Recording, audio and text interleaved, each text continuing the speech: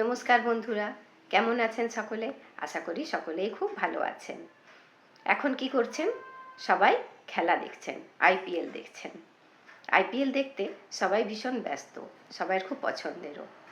তাহলে আজ আমরা জেনে নেব যে আইপিএল এটা শুধুই একটা ক্রিকেট, না হাজার হাজার কোটি টাকার একটা বিজনেস মেশিন। আইপিএলের যে পপুলারিটি সেটা ভারতে তো অবশ্যই, ভারতে 100%, বিদেশেও কিন্তু এর পপুলারিটি ছড়িয়ে রয়েছে। তাহলে এই যে ইন্ডিয়ান প্রিমিয়ার লিগ, তাহলে এটা কি আসলেই একটা এন্টারটেনমেন্ট না একটা বড় বিজনেস? আইপিএল শুধু ম্যাচ নয়, এটা ফুল এন্টারটেনমেন্ট একটা প্যাকেজ। কেননা এইখানে যেসব প্লেয়াররা, আইপিএলে যেসব স্টার প্লেয়াররা রয়েছে, তারা আমাদের ন্যাশনাল হোক বা ইন্টারন্যাশনাল, তাদের স্টার ভ্যালু ভীষণ রকমের বেশি এবং প্রত্যেকের কিন্তু ফ্যান বেস যথেষ্ট মজবুত রয়েছে। স্টারেদের মধ্যে প্রথমেই আমরা ইন্ডিয়ান স্টারেদের কথা বলি, যেমন বিরাট কোহলি, MS ধোনি, রোহিত শর্মা, সব স্টার ক্রিকেটার রয়েছেন। এছাড়াও ইন্টারন্যাশনাল যদি প্লেয়ারদের কথা বলি, এবি ডিভিলিয়ার্স, ক্রিস গেল ছাড়াও Jos Buttler, Ben Stokes, brand value তাদের রয়েছে। স্টার প্লেয়ার তাদের রয়েছে, সেই রকম তাদের ফ্যান বেস রয়েছে, যার জন্য সমস্ত বিশ্বের মানুষ তাদের পেছনে পাগল। এন্টারটেনমেন্ট কেন না, 3 ঘন্টার ম্যাচ, দ্রুত এই ম্যাচের নিষ্পত্তি, মানুষকে বেশি সময় নষ্ট করতে হয় না। এখনকার দিনে সময় অনেক বেশি মূল্যবান, মানুষকে পুরোটা দিন ক্রিকেট দেখার জন্য নষ্ট করতে হয় না, 3 ঘন্টার মধ্যে রেজাল্ট পাওয়া যায়। টান টান রুদ্ধশ্বাস উত্তেজনাপূর্ণ ম্যাচ মানুষের ভীষণ রকমের পছন্দ।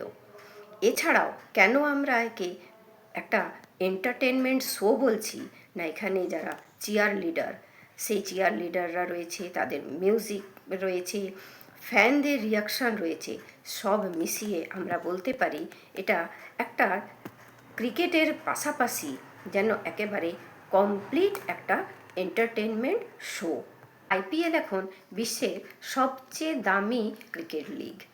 এর যে মিডিয়া রাইটস রয়েছে, যেটা 2023 থেকে 2027 পর্যন্ত রয়েছে, তার যে ভ্যালু, সেই ভ্যালু হচ্ছে 48,000+ ক্রোর। এই যে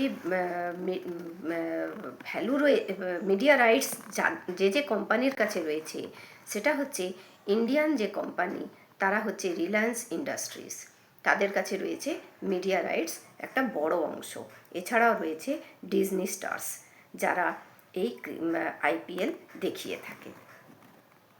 আইপিএল কেবলমাত্র কিন্তু ভারতেই দেখানো হয় না, ভারতের বাইরে ইন্টারন্যাশনালি কিন্তু আইপিএল টেলিকাস্ট করা হয়। যেমন ইউকেতে রয়েছে স্কাই স্পোর্টস, সেখানে আইপিএল দেখানো হয়।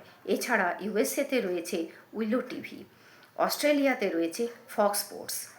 তাহলে আমরা দেখতে পাচ্ছি আইপিএল, ইন্ডিয়ান প্রিমিয়ার লিগ, কেবলমাত্র ইন্ডিয়ার মধ্যেই কিন্তু সীমাবদ্ধ নয়, এটা কিন্তু ইন্টারন্যাশনাল স্তর পর্যন্ত পৌঁছে গেছে, এর রিচ অনেক বেশি। এছাড়াও ইউটিউব কিন্তু সরাসরি ম্যাচ লাইভ দেখায় না, তার বদলে তারা কিন্তু এখানে ম্যাচের যে অ্যানালিসিস করে, ক্লিপস দেখায়, হাইলাইটস দেখায়, যার ফলে এর ফলে ইউটিউবের যে রিচ, হিউজ ট্রাফিক কিন্তু ইউটিউবের রয়েছে। এইবার আমরা জেনে নেব যে আইপিএলের আয়ের মেন সোর্স কী। প্রথম হচ্ছে যে টিভি ব্রডকাস্টিং থেকে তাদের একটা হিউজ আয় হয়। এছাড়াও রয়েছে স্পন্সরশিপ থেকে হাজার হাজার কোটি কোটি টাকা কিন্তু স্পন্সরশিপ থেকে তারা পায়। এছাড়াও রয়েছে ফ্র্যাঞ্চাইজি থেকেও কিন্তু প্রচুর রকমের রোজগার এই আইপিএলে হয়ে থাকে। যে উল্লেখযোগ্য এবং সফল কিছু টিমের নাম অবশ্যই নিতে হয়, যার মধ্যে রয়েছে Mumbai Indians, Chennai Super Kings, Kolkata Knight Riders, Delhi Capitals. এই সমস্ত টিমগুলো না কেবল পপুলার, এরা কিন্তু ভীষণভাবে সফল টিম। এদের কিন্তু ব্র্যান্ড ভ্যালু অনেক বেশি। এক একটা টিম ইকুয়ালস টু হাজার কোটি টাকার ব্র্যান্ড, কিন্তু প্রত্যেকটা টিম এইরকম হাজার হাজার কোটি টাকা তাদের ব্র্যান্ড ভ্যালু রয়েছে। আমরা কি জানতে পারলাম? আসল সত্যটা হচ্ছে না, আইপিএল ইকুয়ালস টু দুটি জিনিস। সেটা হচ্ছে যে যারা ফ্যানদের জন্য কমপ্লিট এন্টারটেনমেন্ট, আর যারা কোম্পানির জন্য কিন্তু হিউজ বিজনেস। এখানে যদি আমরা রেশিওটা দেখে নিই, তাহলে যে ব্যালেন্স রয়েছে, বাস্তবে যে ব্যালেন্স, এটা এন্টারটেনমেন্ট আর বিজনেস কতখানি, সেই ব্যালেন্সটা হচ্ছে 60-70% এটা বিজনেস, আর 30-40% এটা হচ্ছে এন্টারটেনমেন্ট। তাহলে এটা বলা যেতেই পারে যে আইপিএল, হ্যাঁ, জনগণের জন্য কমপ্লিট এন্টারটেনমেন্ট শো সব কিছুই আমরা বলতে পারি, বাট এর পেছনে যেটা আসল খেলা সেটা হচ্ছে বিজনেস, হাজার হাজার কোটি টাকার বিজনেস। এটা কিন্তু একেবারে ধ্রুব সত্য আমরা বলতে পারি।